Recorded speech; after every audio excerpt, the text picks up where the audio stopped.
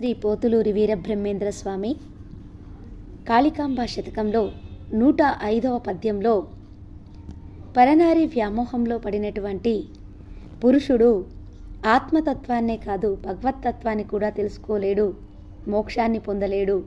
అతని మనసు ఎప్పుడూ కూడా ఈ యొక్క స్త్రీ వ్యామోహంలోనే ఉంటుందన్న విషయాన్ని ఎంతో చక్కగా తేలికైన పదాలతో తేట తెలుగు పదాల్లో ఇలా వివరించారు.